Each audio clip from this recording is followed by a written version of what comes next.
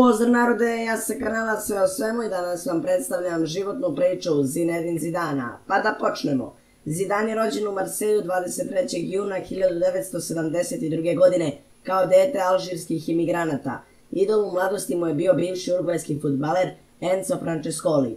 Zidane je svoju fudbalsku karijeru započeo u juniorskom timu US Seine-Andrija, lokalnom klubu iz Marselja. Sa 14 godina odigrao prvu sezonu u juniorskoj ligi gdje ga je primetio Canov scout Jean Varadou. Zidane je otišao u Cannes na 6 nedelja probe, ali je nakon toga još 4 godine proveo u klubu. Svoju prvu utakmicu u francuskoj prvoj ligi odigrao je sa 17 godina, a svoj prvi gol je postigao 8. februara 1991.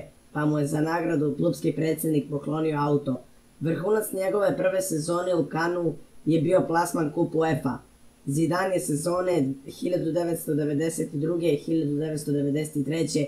prešao u Bordeaux, sa kojim je 1995. osvojio Intertoto kup i igrao u finalu kupa UEFA 1996. godine.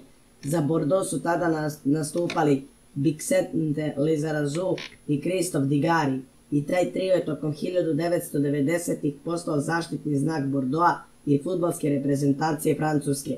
Godine 1996. Zidane je prešao u redove italijanskog Juventusa, tadašnjeg aktualnog osvajača Lige šampiona, za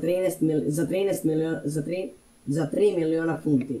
Zidane je u ekipi Marcella Lippija postao glavni organizator igre.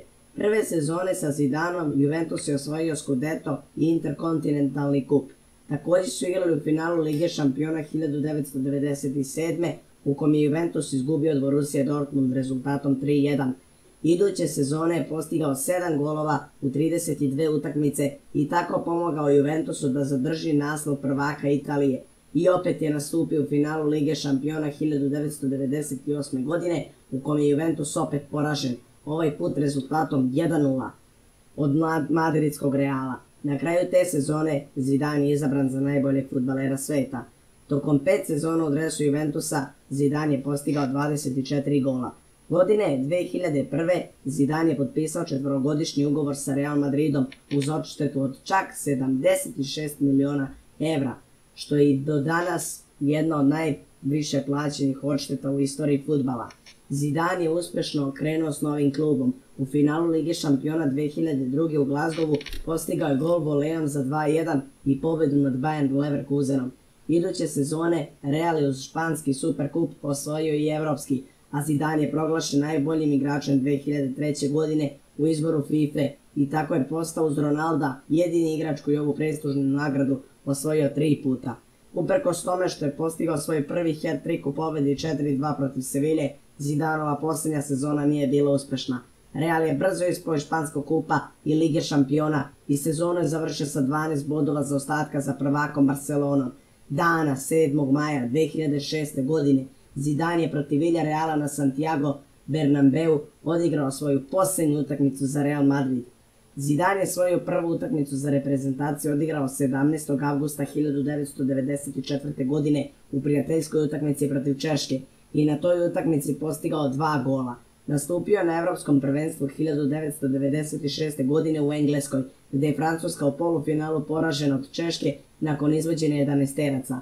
Na svjetskom prvenstvu u Francuskoj Zidane je postigao 3 gola, od čega su 2 u finalu protiv Brazila, kog je Francuska pobedila sa 3:0 i tako osvojila svoj prvi naslov svjetskog prvaka. Zidane je bio ključni igrač Francuske na Evropskom prvenstvu 2000. gdje je odličnim igrama i presudnim golovima pomogao svojoj reprezentaciji da osvoji naslov prvaka. Francuska je tako, pobedivši u finalu Italiju, postala prva reprezentacija nakon zapadne Nemačke 1974. koja je istovremeno bila i svetski i evropski prvak. Zbog povrede Zidane nije mogao igrati prve 2 utakmice za Francusku na svjetskom prvenstvu 2002. godine. Zaigrao je u trećoj, ali ni on nije mogao pomoći reprezentaciji da pobedi i izbori plasman u osminu finala, da je Francuska završila prvenstvo već u prvoj fazi bez postignutog pogotka. Na Evropskom prvenstvu 2004. godine Zidane u sudijskoj nadoknadi doneo pobedu Francuskoj protiv Engleske, postigavši gol iz slobodnog udarca i iz 11-terca. Međutim, Francuska je u četvrtfinalu poražena od kasnijeg pobednika Grčke Nakon poraza, Zidane je nakratko završio svoju reprezentativnu karijeru da bi se 3. avgusta 2005. godine vratio na nagovor francuskog selektora Raymonda Domeneka da pomogne Francuskoj da izbori nastup na svetskom prvenstvu. Dana 27. maja 2006. godine Zidane je protiv Meksika zabeležio jubilarni 100. nastup za reprezentaciju i tako postao jedan od 4 igrača koji su nastupili za francusku reprezentaciju više od 100 puta. Osim njega, taj uspeh su ostvarili Marcel Desailly, Didier Deschamps i Lilian Thuram.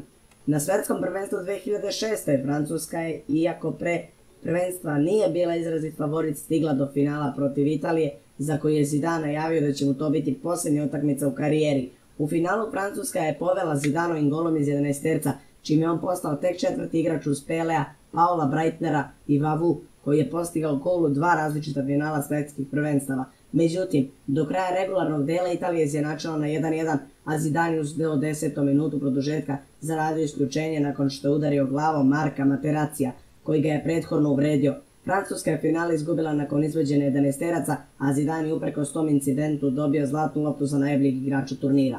I to bi bilo to što se tiče životne priče Zinedine Zidana. Ako vam se svidio klip, ostavite like i subscribe, a mi se vidimo u nekom narednom klipu. Pozdrav!